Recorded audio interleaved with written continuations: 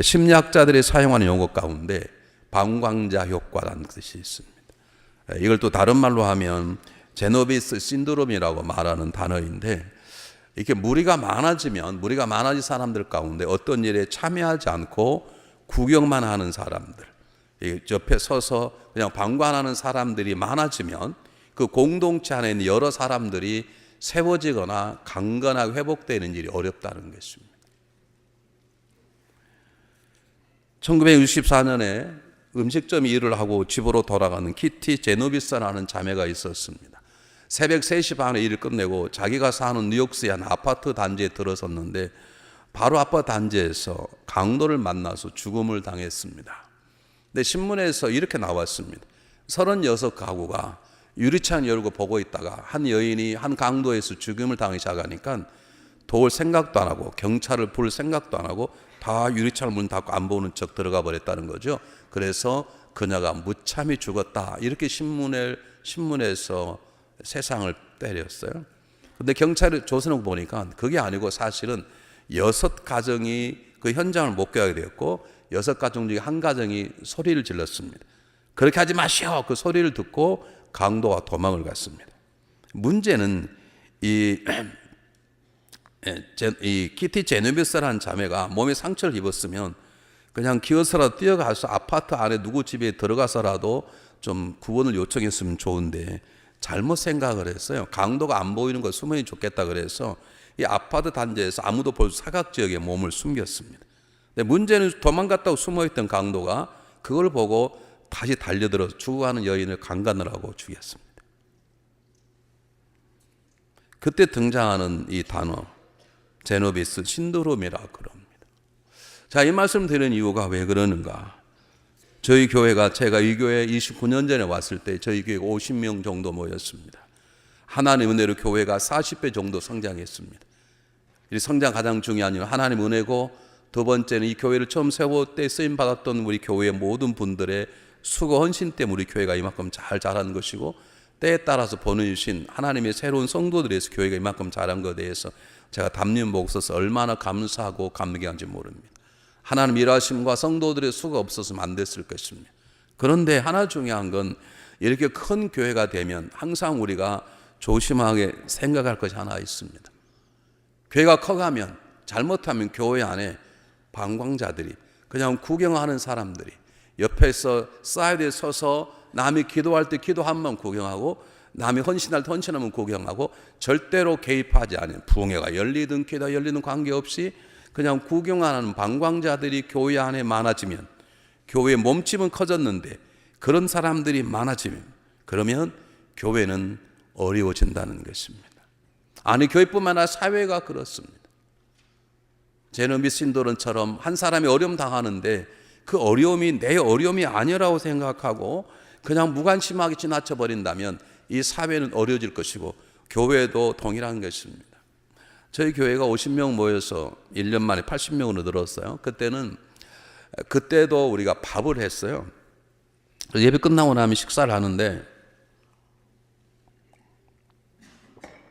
예배가 끝나고 나서 제가 곧바로 가지 못하고 새가족들 오면 인사도 좀 하고, 또 사무 처리도 있고, 또 누가 손님이 오면 또 잠깐 대화 나누고, 또 몸이 아프신 분이 이렇게 식사 못하고 갈 것 같으면 제가 민지 기려하고, 그리고 이제 식사로 가면 제가 늦게 가도 제 먹을 걸 다 준비해 놓고 서로 오시라고 제가 먹을 밥그릇 3그릇이 생기는 거예요. 교회가 자라서 1000명이 넘고, 또 요즘에 누가 손님이 오거나 인사하고 또 기도받고 상담하고 자꾸 들어가면 어떨 때는 제 밥이 없어. 이것을 제노비스 신드롬이라 그러는 거예요. 목사에 대한 관심이 줄어들어요. 웃을 일이 아니에요. 제가 밥을 못 먹어서가 아니라 지금도 음식을 들었는데 가야 될 자리가 없는 거예요. 아무도 오라가지 않네. 우리가 언제 2주 됐는데 빈자리에 있어서 가서 앉으려고 그랬더니 거기 앉지 마세요. 우리 속도원이 앉을 자리에 이러고 있네.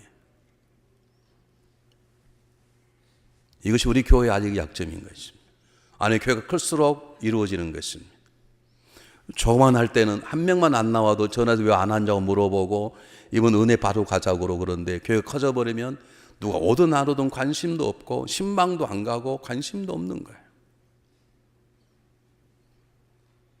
교회가 1000명이 넘었을 때 저에게 충격적인 사건이 하나 벌어졌습니다. 제가 그 가정을 2번이나 신방을 갔은 적이 있습니다. 가서 음식만 잘 대접받았는데 그 가정의 문제가 무엇인지 저는 전혀 몰랐습니다. 제가 이 교회를 처음으로 안식월 2달을 얻어서 서울에 가서 집회하고 있는데 전화가 때려놓은 왔습니다. 그 가정의 남편이 자살한 것입니다. 누가 한 사람이라도 좀 알아줬다면, 뭘 그렇게 어렵게 사냐고 누가 한 번이라도, 아니 요즘 무슨 일이 있냐고 한 번이라도 두들겼으면 지금도 살아있을 젊은 인생, 젊은 나이, 그 얼마나 힘들고 외롭고 고통스러웠으면 우리가 살을 빼려고 달리는 기계에 목을 걸고 죽었겠어요. 제가 죄인이고 여러분 다 죄인인 거예요. 그런 점에 대해서는.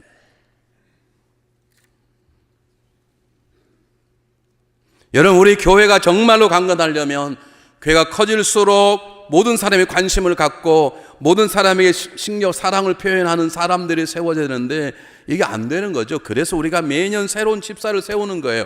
여러분들이 그런 사람을 찾아가야 되고 그런 사람이 관심을 가져야 되고 그 사람의 사랑을 표현해야 되는 것이고, 우리 부장님들이 그런 사람을 내 목회자처럼 마음으로 찾아가고 섬겨주는 것이지, 부장님들이 사인만 하고 그런 게 아니란 말이에요. 저는 아직도 그 사건을 잊을 수가 없습니다. 여러분, 세상에는 앞서가려는 사람들로 가득 차 있습니다. 앞서간다는 것이 잘못된 것이 아니라 우리 교회가 앞서가는 교회가 되도록 노력하시길 바랍니다. 내 문제는 뭐냐면, 왜 내가 이 제노비 신드롬을 얘기하냐면, 사람들이 자기의 유익을 위해서, 자기의 부유함을 위해서 자기 이름을 내는 데는 앞서가는 데 목숨을 겁니다. 수단과 방법을 가리지 않습니다. 잠도 자지 않습니다. 밥도 먹지 않습니다.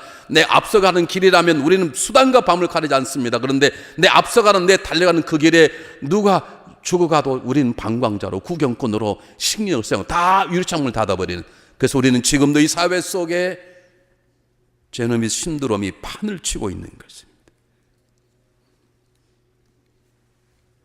누군가의 헌신이 필요하고, 누군가의 관심이 필요하고, 누군가의 수고가 필요한 곳에는 다 뒤로 줄걸음집니다. 그러나 자기 유익 있는 데는 수단 방법을 가리지 않고 살아가는 것이 이 세상에 되었기 때문에, 적어도 교회는 그 세상 속에서 그런 삶이 틀렸다는 것을 보여줘야 되고, 빛과 소금으로 이 세상 속에 그런 사람들이 없도록, 이 제노비 신드롬이라는 이 단어가 없어질 수 있도록 우리가 그들의 관심을 갖고 그들을 찾아가고 복음으로 세우는 작업을 해야 되겠고, 그래서 집사를 세우고 그래서 부장들을 세우는 것이에요. 오래 다녔기 때문에 세우는 것이 아니에요. 그런데 이런 사건은, 사실은 이런 현상은 이미 예수님 시대도 있었습니다. 예수님 빛으로 오셨습니다. 만왕의 왕은 오셨지만 특별히 그들을 잘 알아야 되고, 가장 예수를 먼저 알아서 예수님을 드러내야 되고 높여야 될 왕과 제사장과 서기관들과 이런 사람들이 예수님을 배척한 것입니다. 예수를 모른 채 눈을 감고 귀를 담은 것입니다. 마지막 견디지 못하긴 결국 예수님을 죽여버렸습니다. 왜 그렇습니까? 이유는 하나입니다. 예수님 때문에 자기가 누리고 있었던 지금까지 기득권이 상실될까 봐, 자기가 왕인데 새로운 왕이 왔으니 자기는 아무것도 아니라는 두려움 때문에 예수님을 죽인 것입니다. 대제사장, 진정한 제사장이 왔는데 이제는 자기는 아무것도 아니라는 생각 때문에 자기가 누릴 이익을 위해서 그들은 눈을 감고 예수님을 동물처럼 십자가에 못 박혀 죽여버린 것입니다. 사랑하는 여러분, 앞서가는 것은 죄가 아닙니다. 그러나 자기 자신만 위해서 앞서가는 것, 자기 이름만 위해서 앞서가는 것, 내 앞서가는 그 길에 쓰러져 있어도 쳐다보지 않는 방광자로 살아가는 것, 내가 부유하게 사는 건 죄가 합니다. 그러나 나의 부유한 집 옆에 쓰러진 나사로 같은 거지가 있는데 불구하고 관심을 갖지 않는 것. 그래서 우리의 삶 영역 속에 제노비 신드롬이라 하는 것이 그림자처럼 따라다니는 삶을 사는 것은 죄고, 죄 중에 죄입니다. 왜냐하면 사회라는 자체가 함께 살아가게 되어 있는 것이고, 교회가 한 몸인 것이죠. 지체인 것이죠. 그런데 어떻게 우리가 혼자 살아갈 수 있냐고요.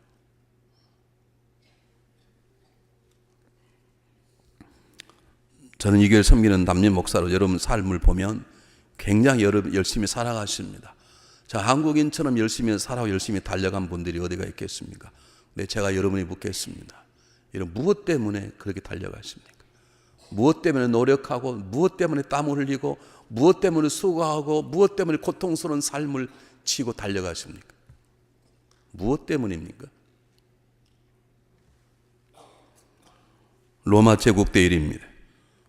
호노리우스 황제가 수만 명이 모여있는 원형 경기장에서 이제 동물들과 사람들과의 싸움에서 다 죽이고 혼자 살았던 사람과 동물 가운데 가장 강력한 사자가 나와서 서로 마지막 사람과 사자의 격투를 하는 마지막 가장 중요한 경기를 앞두고 있을 때 한 사나이가 관중석에서 운동장으로 뛰어내렸습니다. 그리고 소리를 질렀습니다. 황제여, 이 시대 가장 탁월한 나라는 로마에서 가장 살인적이고 저는 추악하고 악한 경기를 한다는 건 우리의 부끄러운 모습입니다. 당장에 이 투기를, 이 검투사들의 싸움을 멈추십시오 라고 소리를 질렀습니다. 그는 당연히 황제에서 붙잡히게 되었고 그 자리에서 목이 잘려 죽었습니다. 문제는 뭐냐면 그 다음부터 오늘의 황제가 밤에 잠을 잘 나게만 하면 그 사나의 음성이 들리는 거예요. 황제여, 이 로마에서, 이 세계 가장 탁월한 로마에서 저는 피비린 나는 어리석은 전쟁을 하지 말아야 됩니다. 저는 경기를 보면서 포도주를 마시고 빵을 먹는 이것은 없어져야 되는 것입니다 하는 그 사람 소리가 일주일 내내 들리는 거예요. 그러니까 일주일 내내 고민하다가 맞다, 그 사람의 말이 맞다. 그는 400년 동안 계속되어 온 격투기를 로마에서 없애도록 명령을 내렸습니다. 그리고 그의 지시에서 목이 잘린 사람은 하나님을 잘 믿는 시리아의 수도사였습니다. 누가 그의 등을 떠민 것이 아닙니다. 자기 아들이 잡혀온 것도 아닙니다. 자기는 구경만 하면 되는 것이고 보기 싫으면 다른 나라 가서 하면 되는 것입니다. 그런데 누군가가 그걸 막아서야 되는데, 누가 앞장서야 되는데 아무도 앞장서지 않는 것입니다. 한 사람의 앞장선 죽음에 의해서 인간의 역사 가장 추악한 경기가 없어지게 된 것입니다. 사랑하는 여러분, 앞선다는 것은 힘듭니다. 앞서간다는 건 때때로 고독합니다. 앞서가면 얼마나 아프고 어려운지 모릅니다. 그러나 우리 주님이 앞선다는 사실을 아십니까? 하나님 그렇게 용기 있게 앞선 자와 함께 하시고 앞선 자를 통해서 일하신다는 것을 아시나요? 예수님께서 고난의 죽음이 다가오자 제자들과 함께 예루살렘 올라갔습니다. 그냥 올라가는 건 좋은데 올라가면 얘기를 했습니다. 내가 가면 내가 잡히게 될 것이고 재판을 받아 내가 죽게 될 것이다. 그리고 나는 3일 만에 다시 부활할 거야. 그 말을 했지만 제자들은 부활한다는 생각은 들어오지도 않고 이제 우리 선생님이 죽으면 나도 죽겠다는 죽음 때문에 두려워서 걸음을 잘 못 뛰는 거예요. 그럴 때 예수님께서 앞서서 가셨습니다. 예수님은 예수님 이름을 위해서 앞서가신 것이 아닙니다. 예수님 평안을 위해서 앞서가시는 것이 아닙니다. 우리처럼 세상에 내 자신을 드러내려고 좋은 집과 좋은 차를 타면 자랑하려고 앞서가시는 것이 아니라 우리 위해서 죽으시려고 고통과 침뱉음과 가시관과 매맞음과 발가벗김 고통스러운 죽음의 길을 가신 것입니다. 하나님 뜻이기에 가신 것입니다. 가야 될 길이기 때문에 가신 것입니다. 저와 여러분을 살리기 위해서 그 길을 가신 것입니다.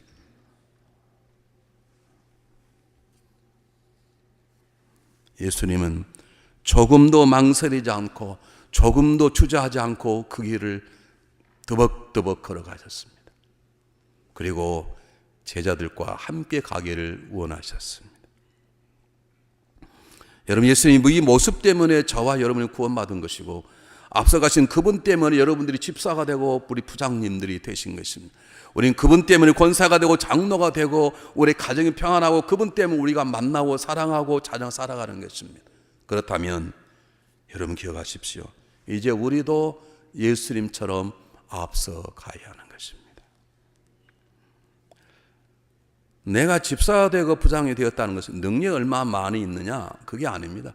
내가 그분의 모습을 드러내는가, 나의 삶을 통해 예수의 마음, 예수의 사랑, 예수의 지혜를 드러낼 수 있는가, 나도 어찌하면 그분처럼 살아갈 수 있는가 라고 하는 것을 드러내는 것 집사입니다. 여러분 집사가 되시면 이제는 숨길 수 없습니다. 여러분 집사랑은 다 세상에 드러나게 되어 있어요.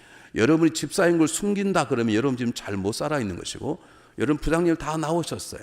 여러분 부장님 달라서 소문이 앞으로 다 날 거예요. 그럼 여러분들이 어디 가 있든 여러분 중앙연합감리교회가 아니라 하나님 세워진 부장으로 드러날 거예요. 여러분 숨길 수가 없는 거예요. 만약 여러분 숨긴다면 여러분 잘못 사는 것이에요.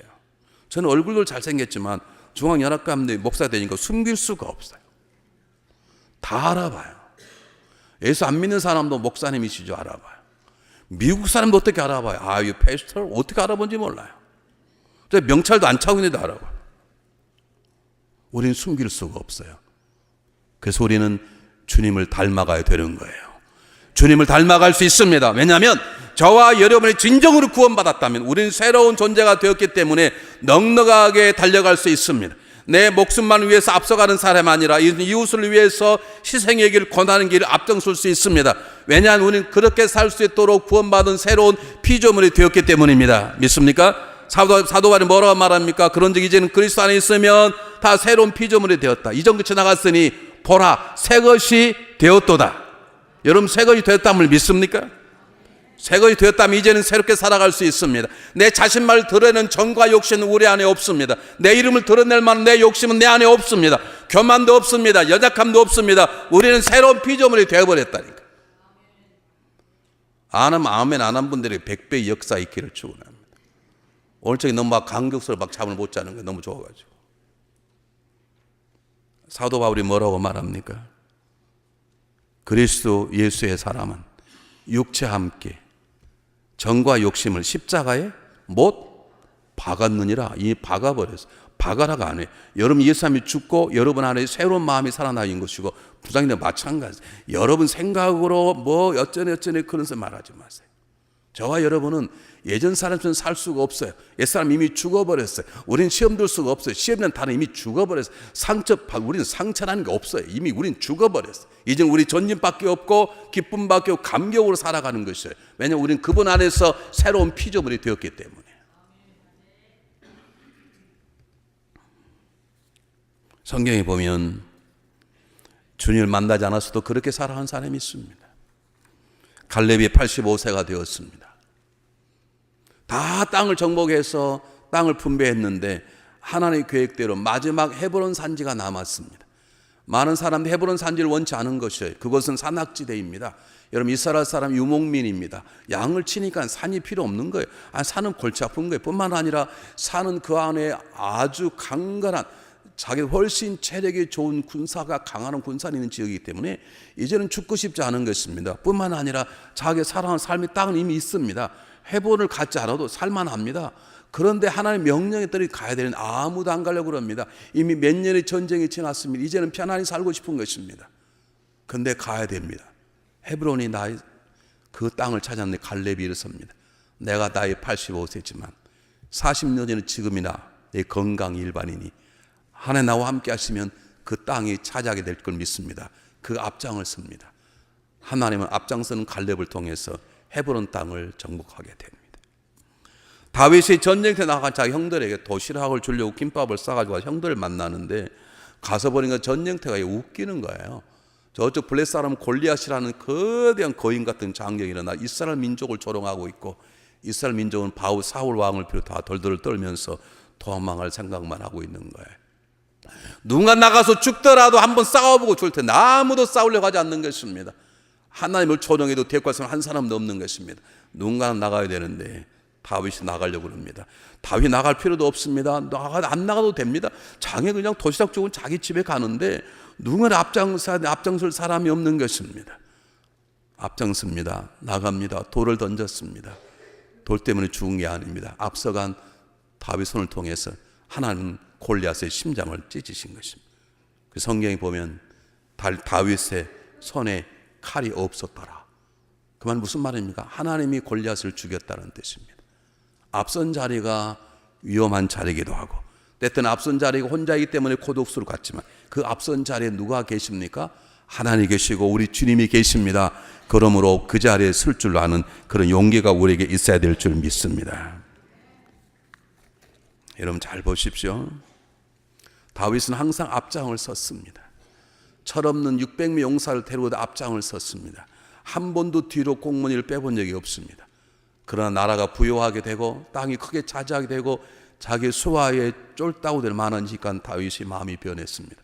다 자기의 부하들은 정전에 보내고 자기는 혼자 궁전에 잠을 자다가 불륜에 빠지게 되고 살인자가 됩니다. 여러분 평안한 삶을 살기 원하십니까? 앞선 자리, 주님이 함께한 자리 가장 안전한 자리입니다. 믿습니까? 그러므로 여러분 가정의 평안을 원하십니까? 앞선 자리에 서십시오. 주님이 계신 곳에 함께 서십시오. 교회와 제발 방광자의 구경꾼으로만 있지 마시기를 바랍니다. 그러므로 오늘 제가 부탁을 드립니다. 우리 부장단들 임명받으신 분들 그리고 집사님들, 더 크게 말할까요? 교회는 집사가 되는 아니든 모든 사람이 지도자입니다. 왜냐하면 우리가 그리스도 안에 새로운 백성이 되었으면 내가 집사가 됐던 권세 관계없이 우리는 왕 같은 제사장입니다. 왕도 리더고 제사장 리더입니다. 그러므로 우리가 지도자면 지도자는 주님과 함께 앞장서는 다리에 서야 되는 것입니다. 다리 위에서 수많은 사람들이 다리 밑에 강에 빠져 죽어가는 사람을 구경을 하고 있는 것입니다. 한 사람도 뛰어들어 그 사람을 살리려고 하지 않는 것이에요. 그런데 나이가 80 되면 할아버지가 팍 뛰어들더니 그 죽어가는 사람을 건져냈습니다. 사람들이 박수를 쳤어요. 대단하시다고. 어떻게 그 노년에 그렇게 수영도 잘하고 사람을 용기 있게 그러냐고. 할아버지가 화를 냈습니다. 내 등을 떠민 녀석이 도대체 누구야? 화를 낸 거예요. 여러분 기억하십시오. 신앙인은 등을 떠미는 사람도 돼서는 안 되고 등을 떠밀리는 사람도 돼서는 안 됩니다. 하나님의 제자들은 이 세상을 살아가는 세상의 지도자인 하나님의 직분을 받은 집사, 권사, 장로, 목회자들은 자원하는 마음으로 금과 함께하는 것이지 덩 떠밀려 가는 것이 아니에요. 등을 남을 떠미는 것도 아니에요.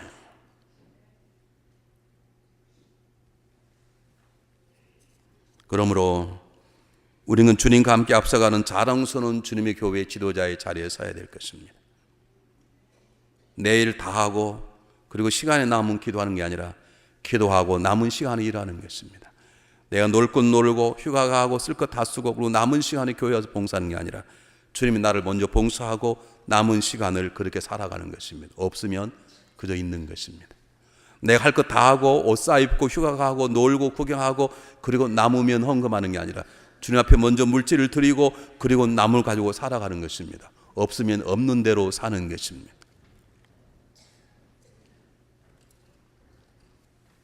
그러므로 오늘 집사가 되시고 처음으로 임명받으신 분들 그리고 오늘 부장이 되신 분들 또 오늘 저녁까지 다 하겠지만 교구장님들 속장님들 마음이 기억하십시오. 우리가 주님과 함께 걸어가는 삶을 살려면 주님과 함께 앞서가는 사례에 살려면 우리의 삶의 목표가 달라져야 되는 것입니다. 어떻게 달라야 되느냐? 평안한 삶을 달라고 노력하지 마시고 거친 세상에 승리하는 삶을 목표로 삼으시기를 바랍니다. 다시 말하면 어떻게 하면 편안한 삶을 살 것인가를 꿈꾸지 마시고 내게 주는 그 길이 어떤 길인 관계없이 거친한 길이면 거친 세상을 이길 수 있는 믿음을 갖게 해달라고 목표를 두시기를 바랍니다. 여러분 성공을 추구하지 마시고 승리를 추구하시길 바랍니다. 어떻게 하면 하나님 뜻대로 순종하는 것이 승리입니다. 승리의 삶을 추구하시길 바랍니다. 내 얼마나 많은 사람을 섬기는가가 중요한 것이지 내 얼마나 많은 사람을 지배하는가가 중요한 게 아닙니다. 그러므로 나는 지배자가 아니라 섬기는 자의 삶이 내 목표가 되어야 되는 것입니다. 얼마나 많이 내가 채우는 게 아니라 얼마나 많은 받은 복을 내가 흘러보내는가 그것이 내 삶의 목표인 것입니다. 헤아려 보는 게 내 뱅크에 얼마나 많은 돈 있는가가 아니라 얼마나 많이 내 100% 나누어 줬는가 그것이 우리의 삶의 목표가 될 때 우린 주님처럼 앞서가는 자가 되는 것입니다. 여러분 주님은 지금도 앞서가십니다. 그리고 우리가 말씀하십니다. Follow me, 날 따라와. 세상에는 두 종류의 지도자가 있습니다. 주님처럼 앞서가며 나를 따라오라고 하는 지도자가 있고 자기를 따른 자를 앞서 보내며 뒤에서 모든 걸 조절하는 지도자가 있고 두 지도자가 필요하지만 하나님이 세운 지도자는 앞서가는 지도자입니다. 앞서가시며 모든 바람막에 되어주시며 나를 따라오라 함께 앞서가자고 하시는 것이 하나님의 방법이고 예수 그리스도의 모습입니다. 그래서 우리는 그 모습을 닮아가야 되는데 주님께서 묻습니다. 너와 나 함께 가겠느냐? 아니면 여러분 앞서가시는 주님을 홀로 외롭게 만드시겠습니까? 오늘 찬양을 들으시고 이 찬양이 여러분의 고백이 되기를 바랍니다.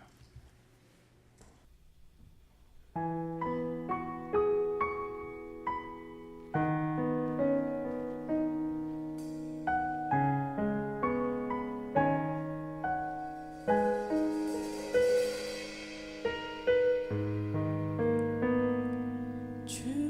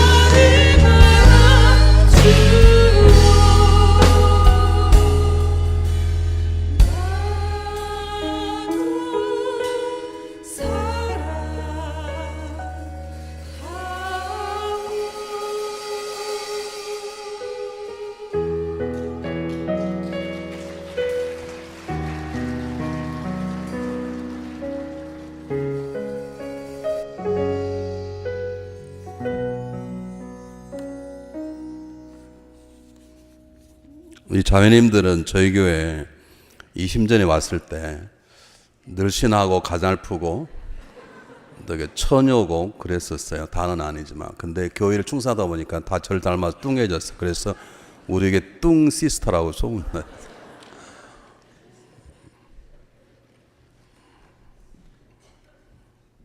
제가 왜 저분들에게 부탁을 했냐면 정말 충성된 일꾼들이에요. 일하다가 좀 살이 좀 어떻고 일하다가 좀 고혈압 있으면 어떻고 그게 뭐가 중요하겠습니까? 우리 몸 아끼느라고 충성하지 못하고 우리 오래 살려고 노력하지도 못하고 그래서 결국 죽는 것인데 우리가 무엇을 아끼겠습니까? 다시 한 마지막 묻습니다. 힘들고 때때는 고통스럽고 때때는 외롭고 때때는 오해받고 때때는 앞장서는 그 자리가 짱돌만인 자리도 있지만 그곳에 바로 주님이 계시기에 여러분 주님과 함께 가시길 원하십니까? 아니면 주님을 홀로 외롭게 가도록 하시겠습니까? 기도하겠습니다.